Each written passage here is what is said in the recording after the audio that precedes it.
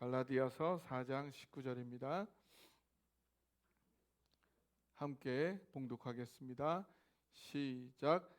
나의 자녀들아, 너희 속에 그리스도의 형상을 이루기까지 다시 너희를 위하여 해산하는 수고를 하노니. 자리에 앉아주세요. 우리가 이제부터는 말씀 설교 전에 함께 특별 찬양을 하기를 원했는데 오늘은 이제 좀 시간이 지났기 때문에 생략을 하고 다음부터 그렇게 하도록 하겠습니다. 바로 말씀 들어가겠습니다. 지난주에 몇몇 저와 함께 신학 공부를 하셨던 목사님들이 우리 교회 이전과 인테리어를 기념하고 축하하기 위해서 우리 교회에 오셨어요. 작년에 이제 우리 교회가 이전하고 인테리어 한 것이 사실 대부분의 교회들은 경제적으로 매우 어려운 형편이었잖아요. 우리 교회에 특별하게 주신 축복이었죠.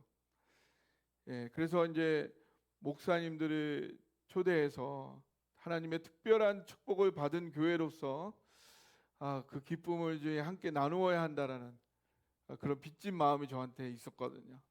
그걸 조금은 좀 해소할 수가 있었습니다. 목사님들이 인테리어가 너무 잘 됐다고, 근래 보기 드문 어떤 목사님은 여태 보았던 교회 인테리어 중에서 최고였다고 높이 아주 평가를 해주셨고, 많이들 부러워하고 칭찬을 많이 해주었어요. 다시 한번 사랑동산교회 담임 목사인 것이 자랑스럽고 감사했던 그런 자리였습니다. 이 귀한 교회 성도와 목회, 이 기회와 영광을 주신 하나님께 영광의 박수 다 같이 한번 드렸으면 좋겠습니다. 목사님들과 여러 이야기를 나누다가 발견하게 된 여러 개 공통된 사실이 하나 있었어요. 그건 한국의 요즘 젊은이들이 참 많이 결혼하지 않고 있다는 사실이에요. 그리고 결혼한 이후에도 자녀들을 안 낳거나 많이 낳지 않고 있다는 거예요. 우리 교회 우리 자녀들만 그런 줄 알았는데 다른 교회 다른 자녀들은 더 심하더라고요. 반면에 다른 나라 젊은이들은 어떨까요? 다르더라고요. 이번 주에도 미국 한 젊은 사역자 줌으로 만났는데 30대 초반으로 보이는 그 사람이 이미 4살, 2살, 10개월 세 자녀의 아빠였어요. 어떻게 벌써 세 자녀의 아빠가 되었느냐 했더니 자녀들 때문에 힘들지만 그래도 아이들 때문에 행복하다고 그러는 거예요. 저도 모르게 그 사람에 이렇게 고백을 했어요. 이렇게 용감하게 자녀를 팡팡 낳는 미국의 젊은 부부들 보면 너무 부럽다. 우리 한국 교회와 성도들은 행복한 가정생활을 자녀들에게 보여주는데 실패하였다. 여러분 어떻게 생각하시나요?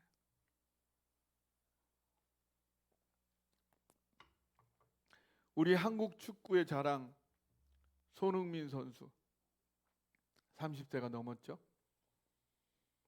결혼하지도 않고 있어요. 그보다 훨씬 토트넘의 어린 동료들은 벌써 낳은 자녀들이 2-3명이 되어가지고 부인과 함께 운동장을 방문하는 그런 모습들이 TV에 나오기도 있는데 그 어린 자녀들을 보면서 이 손흥민 선수가 귀여워가지고 어쩔 줄 모르는, 그러면서도 자신은 은퇴하기 전까지 결혼하지 않고 축구에만 전념하겠다는 그 각오를 밝히는 손흥민 선수예요. 이게 정말 잘 사는 모습일까요? 세계의 문화계, 학술계, 예술계마다 최고를 달리고 있는 한국의 재능 있는 많은 인재들, 그들은 결혼을 미루거나 포기한 채 자신의 인생을 활활 불태우고 있습니다. 최고 레벨을 사는 사람들만 그런 거는 아니죠. 이 땅의 많은 젊은이들이 주변 사람들에게 인정받을 수 있는 미래에 안정된 삶, 좀 더 부유한 삶을 위해 오늘의 행복을 희생하며 각박하고 여유를 찾아볼 수 없는 빡빡한 그런 생활을 하고 있습니다. 그런 그들에게 연애와 결혼, 출산, 양육은 이 성공적인 삶을 송두리째 쓰레기통에 처박을 수 있는 낭비요 짐으로밖에는 느껴지지 않게 되고 있는 거죠. 이런 때에 포항과 경주 그 경계 농경지가 있는데요. 그 농경지 사이에 덩그러니 생뚱맞게 아파트 단지가 하나 있어요. 근데 그래서 그 덩그러니 그 아파트 이제 농경지 사이에 있다 보니까 20평 아파트 20평이 매매가 6천만 원밖에. 그리고 미혼 청년들도 국가 지원을 받고 하면 1,000만 원 정도만 있으면은 원룸을 자기 집으로 이렇게 소유할 수가 있어요. 그래서 네 가정이 함께 인테리어 일을 하면서 교회를 같이 개척을 했어요. 거기서. 그러니까 이제 거기에 도시 생활에 지쳐있던 사람들이 거기로 모이면서 교인들이 90명까지 들었어요. 여기에 이제 모이면서 여기에 모이는 가정마다 두 가지 특이한 현상이 생겼는데 어떤 현상이 생겼냐면 남자들은 직장을 그만두는 일이 생기고 여자들은 애를 자꾸 낳기 시작했어요. 왜 그랬냐면 남자들이 직장을 그만두는 이유는 뭐냐? 여기서는 웬만하면 살 수 있으니까 괜히 행복하지 않은 직장 억지로 다니지 말고 일단 이 직장은 때려치고 적성에 맞는 직장을 다시 알아보자 하면서 직장을 그만두게 된다. 그 여자들은 여기서는 웬만하면 살 수 있으니까 그리고 이 집 저 집 함께 아이들 키우면서 사는 게 그 재미가 있으니까 재미있으니까 자꾸 애를 낳게 된다는 거예요. 자녀가 없는 집은 새로 애를 낳게 되고 자녀가 있는 집은 자꾸 더 낳게 돼가지고 애들이 아주 우글우글 되는 그런 교회가 되었다는 거예요. 부럽더라고요. 저는 우리 교회 성도들이 세계 최고의 뛰어난 그런 사람들이 되는 것도 좋지만요.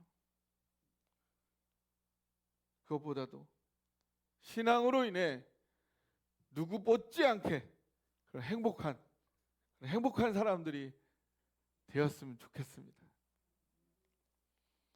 그런데요, 행복한 삶도 습관이라는 사실 여러분 아시나요? 어느 날 행복하게 살아야지 해서 이 행복이 사라지는 게 아니라는 거예요.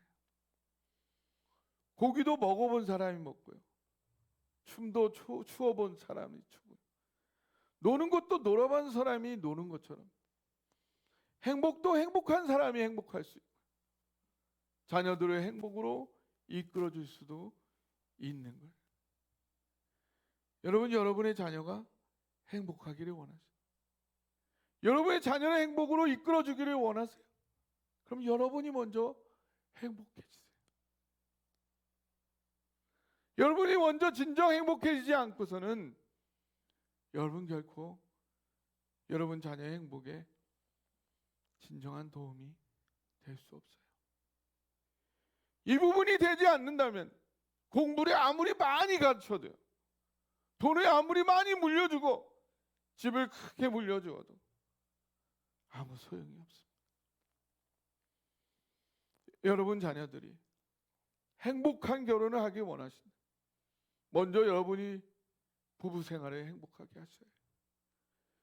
여러분 자녀들이 행복한 가정을 이루기 원하신다면 여러분이 먼저 자녀들과 함께 행복한 가정 생활 하셔야 해요.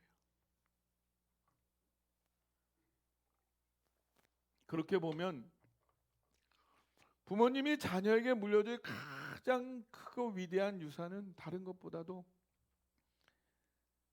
부부와 자녀들과 행복하게 사는 것. 그것만큼 좋은 유산이 없는 것 같아요. 여러분의 자녀를 위해서라도 여러분이 먼저 마음껏 행복하시기를 바랍니다. 여러분이 미래의 안정을 위해 현재의 행복을 마냥 희생하는 그런 삶만을 습관적으로 살아왔다면요. 그래서 여러분은 부모로서 그저 자녀의 행복만을 위해 희생하는 그런 삶만을 살아왔다면요. 아마 그 자녀는요. 그런 부모님과 같은 삶을 살고 싶을까요? 아니죠. 부모님처럼 살고 싶지 않겠지요. 이게 바로 평생을 가족을 위해 희생하며 살아온 한국의 부모님을 두은 한국의 젊은이들이 연애하지 않고 결혼하지 않고 자녀를 낳지 않는 이유겠지요. 그러므로 이제는 현재 여러분의 행복을 더 이상 희생하지 마세요. 여러분 미래의 삶을 하나님께 맡기세요. 그리고 오늘 최선의 삶을 나름 사셨다면 동시에 오늘 마음껏 행복하고자 힘쓰시기 바랍니다. 부부와 함께 행복하고자 힘쓰시고요. 자녀와 함께 행복하고자 힘쓰시기 바랍니다. 하나님은요, 사랑의 하나님, 행복의 하나님이세요. 자연 피조 세계를 한번 보세요. 얼마나 찬란하고 아름답고 풍요로운 거예요. 하나님은 그처럼 풍요롭고 행복으로 가득하신 분이세요. 그분은 또한 아담과 하와를 어디 살게 하셨어요? 최초의 인간을 어디 살게 하셨어요? 에덴 동산에 살게 하셨어요. 에덴 동산은 에덴 무슨 뜻이라고 그랬죠? 에덴은 기쁨이란 뜻이에요. 기쁨의 동산에 살게 하셨어요. 왜 하필이면 다른 동산이 아니라 기쁨의 동산에 살게 하셨어요? 왜 기쁨의 동산에 살게 하셨을까요? 기쁘게 살라고, 행복하게 살라고. 하나님은 우리가 마음껏 행복하기를 간절히 원하시는 분이세요. 우리가 신앙생활을 한다는 건요, 이 땅에 오신 하나님 그리스도의 형상을 닮아가는 거예요. 우리가 그리스도의 형상을 닮아가면 어떻게 되느냐? 우리가 점점 더 행복해지는 거예요. 다른 게 아니라 그리스도를 닮아갈수록 행복해진다는 사실, 그게 하나님의 소원이라는 사실, 여러분 믿으시기 바랍니다. 그런데 우리의 행복은요, 외부 환경도 중요하지만 우리 내면이 더욱 중요해요. 우리의 삶에 가득 차 있는 하나님의 사랑을 볼 수 있는 우리 영적인 눈이 뜨여야지만 비로소 우리가 행복을 누릴 수 있는 거예요. 하나님 필요하다면 우리의 환경도 바꾸어 주세요. 우리 기도 응답해 주세요. 그러나 우리의 내면이, 우리의 영적 시각이 바뀌지 않는다면 우리가 결코 행복에 이를 수 없기 때문에 하나님은 먼저 우리의 마음, 영적 시각을 바꾸어 줘야 하기에 그리스도를 보내셔서 우리 삶에 가득 찬 하나님의 사랑이 어떠한지를 분명하게 나타내시고 그 사랑을 누릴 수 있도록 우리의 영적 시각과 마음을 바꾸어 가기를 원하신 거예요. 그래서 우리의 신앙생활이라는 것은 점점 행복을 제대로 누릴 줄 아는 그리스도의 형상으로 완성되어 가는 거예요. 그게 바로 신앙생활의 과정이요 목적이라는 거예요. 오늘은 갈라디아서 4장 19절에 담긴 그리스도의 형상을 이루어가는 신앙생활의 영적 원리들을 묵상하고자 합니다. 첫째, 우리 안에 그리스도의 형상이 이미 있습니다. 따라해 보세요. 우리 안에 그리스도의 형상이 이미 있습니다. 19절에 한번 읽어볼까요? 여러분이 한번 읽어주세요. 시작.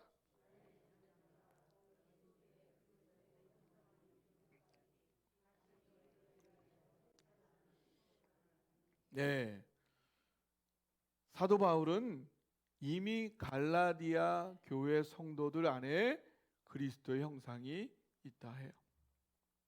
왜 그럴까요?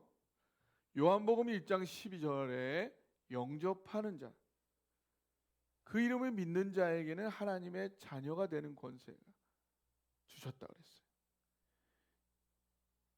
예수 그리스도를 통해 나타난 하나님의 사랑을 보고 믿어 예수님을 구세주와 주님으로 영접한 자는 하나님의 자녀가 되었지요. 그래서 요한계시록 3장 20절에 볼지어다 내가 문 밖에서 두드리노니 누구든 내 음성을 듣고 문을 열면 내가 그에게로 들어가 그로 더불어 먹고 그는 나로 더불어 먹으리라 하였어요. 우리가 마음의 문을 열어 예수님을 영접한 순간 예수님은 어디로 들어오세요? 우리 마음속으로 들어와 계신 거예요. 그 예수님 그리스도께서는 이미 우리 안에 들어와 계시는 줄 믿습니다. 그래서 또한 요한일서 5장 11절 13절 한번 보여주세요. 여러분이 한번 읽어주세요. 시작.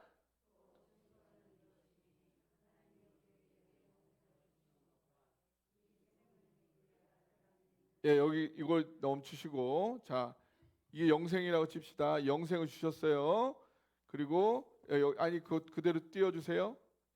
영생을 주셨는데 이 영생 생명이 이 성경이 아들이라고 보세요. 아들 안에 있어요. 그죠? 이 생명이 아들 안에 있어요. 그 다음 12절 읽어보세요. 시작.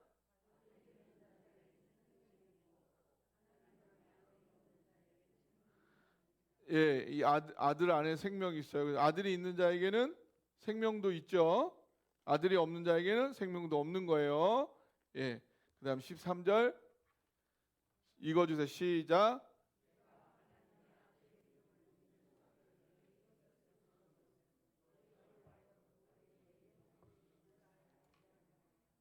그래서 이 성경이 왜 쓰여졌느냐? 하나님의 아들을 믿는 자에게 영생이 있다는 사실을 알려주기 위해서 성경이 쓰여져 있다는 거예요. 그러니까 우리 안에는 예수님 그리스도가 있는 거고, 그래서 그 안에 있는 영생도 있는 줄 믿으시기 바랍니다. 그런데 영생이 뭐죠? 영생이 뭐예요? 영생이 뭘까요? 영원한 삶이 문자로 뜻은 그런데 성경에 정확히 영생이 뭐라고 나와 있는 게 있어요. 요한복음 17장 3절입니다. 예, 맞습니다. 네, 띄워주세요. 여러분이 거기서 시작.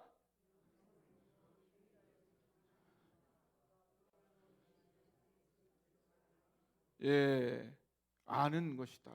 누구를 알아요? 예, 하나님을 아는 것이 영생이라고 했다. 영생이 단지 영원히 사는 양적인 개념만이 아니라는 거예요.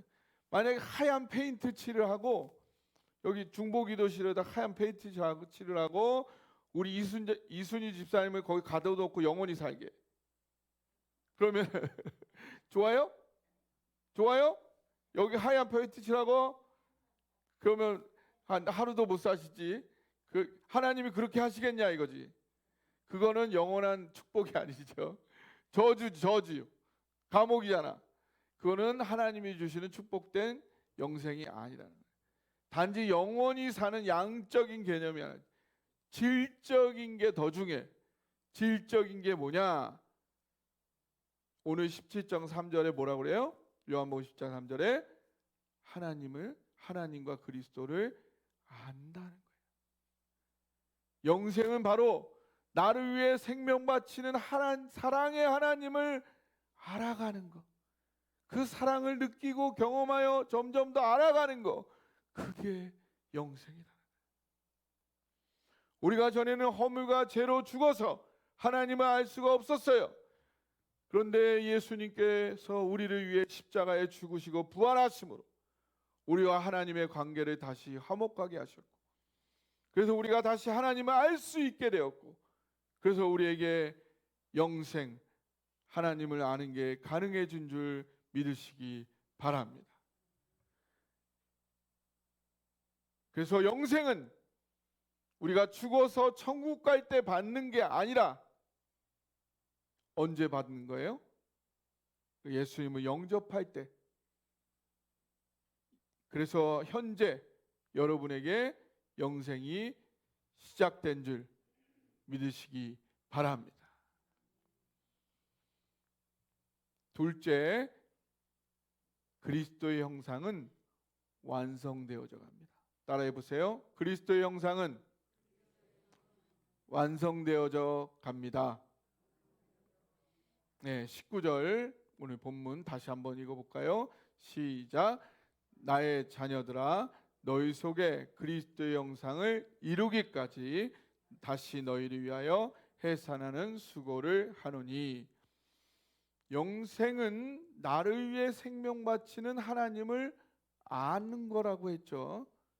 그러면 우리가 이 하나님을 알므로, 하나님의 사랑을 알고 우리가 믿었죠. 그러므로 영생이 시작됐어요. 그러면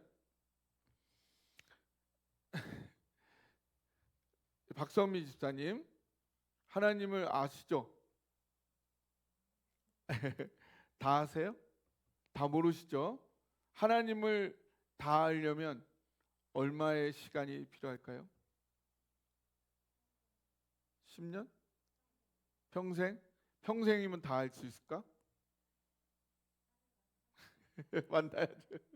예. 유한한 인간이 무한한 하나님을 알아간다는 것은 영원한 신나는 모험의 과정이에요. 우리가 영원히 알아가는 굉장히 신나는 과정을, 영생의 과정을 시작한 거예요.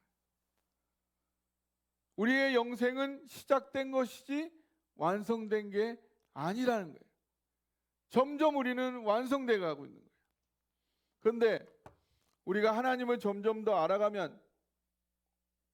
알아갈수록 우리가 좋은 친구가 있으면 그 친구를 알아가면 알수록 어떻게 돼? 내가 변화하잖아요. 그런 것처럼 하나님을 알아가면 알아갈수록 점점 더 내가 변화되어져 가는 거예요. 더 새로워져 가는 거예요.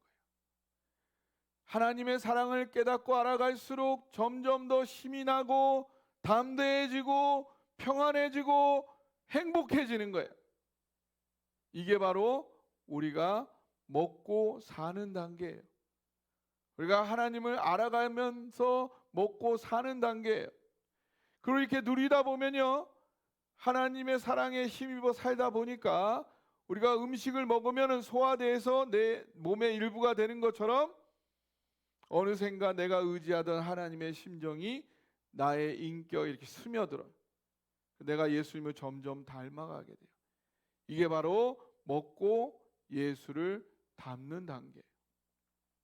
이런 과정이 계속 되다 보면요, 마침내 나의 인격 자체가 예수화되어서 어디서나 예수의 향기가 나는 수준에 이르게 돼요. 이게 바로 작은 예수가 되는 단계. 이 과정들을 거치며 우리 안에 그리스도의 형상이 이루어져 갑니다. 여러분은 현재 어느 단계, 어느 수준에 도달하셨는지요? 여기서 중요한 사실이 있어요. 생명의 시작은 주어지는 거지만 그 성장은 자동으로 이루어지지 않아요. 여기 혹시 이 땅에 태어나실 때 스스로, 여러분 스스로 어머니 뱃속에 잉태되었다. 나는 내 스스로 어머니 뱃속에 잉태되었어요. 그리고 내 스스로 어머니 배를 열고 나왔어요. 이런 분 손 들어보세요. 그런 분 있어요? 그런 분 없으시죠? 예, 모두에게 생명의 시작은 거저 주어졌다는 거예요. 그죠? 거저 주어졌어요. 그런데 생명이 자라감에 있어서는 본인 자신이 각고의 노력을 하게 되어 있어요. 여러분, 갓 태어난 갓난아기 성장하기 위해서 얼마나 몸을 쓰는지 여러분 아시죠? 여러분 한번 옆에 한번 누워서 또 그대로 따라해 보세요. 갓난아기 옆에 누워가지고 그대로 해보세요. 막 이렇게 막 해보세요. 그대로 한번 해보세요. 1시간 아니 10분도 못 해가지고 10분도 못 해가지고 아마 녹초가 되고 말아요. 예. 그 갓 태어난 생명, 온몸을 벌보둥 치면서 자기에 주어진 그 생명의 성장을 간절히 추구하고 있는 거예요. 영생도 마찬가지. 아니 더 놀라운 거죠. 유한한 피조물에게 무한한 창조주 하나님을 알아가는 엄청난 기회가 주어졌잖아요. 그 위대한 생명의 기회를 그냥 묵힌다는 거, 너무나 큰 이 우주 최고의 어리석은 낭비죠. 이거보다 큰 낭비, 어리석은 낭비가 어디 있어요? 그 놀라운 신비를 어떻게든 더 경험하기 위해서 모든 발버둥을 다 쳐보는 거, 그게 정말 마땅한 모습 아닌가요? 여러분은 어떻게 여러분에게 주어진 이 놀라운 신비, 영생의 신비, 하나님을 알아가는 신비를 좀 더 누리기 위해 마땅히 드려야 할 그 노력을 드리면서 과연 애쓰시고 계신가요? 여러분, 병아리가요 껍질을 깨고 나올 때 안에 있는 새끼가 먼저 껍질을 깰까요? 어미가 밖에서 먼저 깰까요? 예, 안에 있는 새끼가 먼저 깨야 돼요. 어미가 먼저 깨면 어떻게 돼요? 준비 안 됐는데 깨면은 새끼가 죽어버려요. 새끼가 조금이라도 거기에 균열을 내야 비로소 바깥 세상을 경험할 준비가 된 거기 때문에 어미가 밖에서 깰 수 있는 거예요. 여러분이 먼저 영적 성장에 합당한 노력을 하지 않는 이상 영적 성장은 이루어지지 않아요. 이걸 그 누가 대신해 줄 수 없어요. 그리스도의 형상을 한 단계 더 이루기 위해, 한 단계 더 행복을 누릴 줄 알고 한 단계 더 행복으로 이끌 수 있는 자가 되기 위해 오래된 껍질을 드디어 스스로 깨고 나오는 여러분 되기를 주님의 이름으로 축원합니다. 셋째, 완성을 위해서는 해산하는 수고가 필요합니다. 따라해 보세요. 완성을 위해서는 해산하는 수고가 필요합니다. 바울은 1차 전도 여행 중 갈라디아 지역에 복음을 전하였고 교회가 세워졌어요. 그런데 모세의 율법을 지켜야만 구원을 받을 수 있다는 잘못된 교훈이 갈라디아 교회 성도들을 혼란스럽게 했어요. 바울은 에베소에서 3차 전도 여행의 바쁜 여정 중에 갈라디아 교회 성도들을 위해 다시 해산의 수고를 하는 심정으로 이 편지를 쓰고 있는 거예요. 영적 성장은 결국 다른 사람이 대신할 수 없는 본인 자신의 일이에요. 그러나 그 본인이 그 일을 하도록 동기부여를 하고 격려를 하는 그 사랑의 수고가 필요할까요? 안 필요할까요? 그게 도움이 될까요? 안 될까요? 되는 거예요. 이 바울로 인해서 복음의 기쁨을 얻었던 그 갈라디아 교회 성도들, 그런데 구원에 이르려면 모세의 율법까지 지켜야 한다니 잘못된 가르침을 들었을 때 마음이 혼돈되고 낙심이 되었겠죠. 그럴 때 그들을 잊지 않고 있는 그 바울의 사랑, 또 그들을 위해 다시 해산하는 수고를 마다하지 않는 바울, 먼 곳에서 편지를 써서 전달해 주는 그 바울의 사랑의 수고, 이 대사도가 보여준 그들을 포기하지 않는 분명한 사랑, 이것이 그들이 다시 복음으로 돌아와 계속 영적 성장을 이루어 가기에 충분한 기준과 동기부여와 그리고 격려가 되었다는 거죠. 오늘 우리 교회에도 이러한 다시 해산하는 수고가 필요합니다. 그리고 이미 이러한 해산하는 수고가 있지요. 하나님께서 먼저 우리 연약함과 아픔을 품고 아파하고 계세요. 창세기 1장 2절에 보니까 땅이 혼돈 공허 흑암 속에 있는 것처럼 우리 교회가 우리 연약한 성도들이 아파하고 있을 때 하나님 결코 포기하지 않으시고 있는 모습 그대로 품으시고 함께 아파하고 계십니다. 그리고 그 사랑의 마음, 아파하는 심정을 따라 행하고 일하고 계세요. 우리가 성령에 민감할 때, 하나님의 심정에 이끌릴 때 하나님과 함께 해산하는 수고에 동참하게 됩니다. 우리 교회 그동안 코로나를 거치고 목회자 변경을 거치고 교회 이전을 거치는 과정에서 여러 가지 이유로 혼란하고 낙심한 성도들이 있습니다. 그들이 다시 신앙의 과정을 시작하기 위해서는 누구도 대신해 줄 수 없는 본인의 결단이 필요하지요. 허나 주변에서 해산하는 수고를 하기 원합니다.